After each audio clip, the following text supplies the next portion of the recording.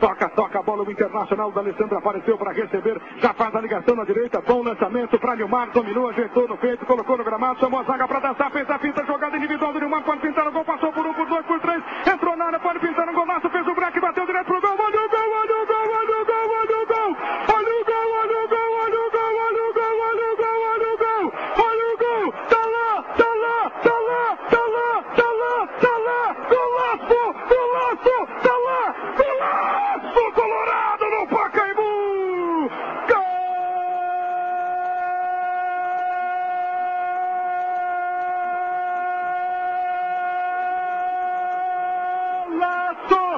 golaço, Colorado de Nilmar. O que ele fez com o time do Corinthians? O que ele fez com a zaga corintiana? Ele passa por todo mundo, conduz a habilidade, entra pela esquerda e chuta cruzado.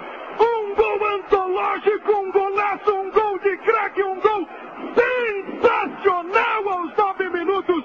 Nilmar para a festa colorada em todo o Brasil. É o gol colorado no Campeonato Brasileiro. É o primeiro gol do Inter no ano de 2009 no Brasileirão. Nilmar aos 9. Que golaço, que golaço. Um para o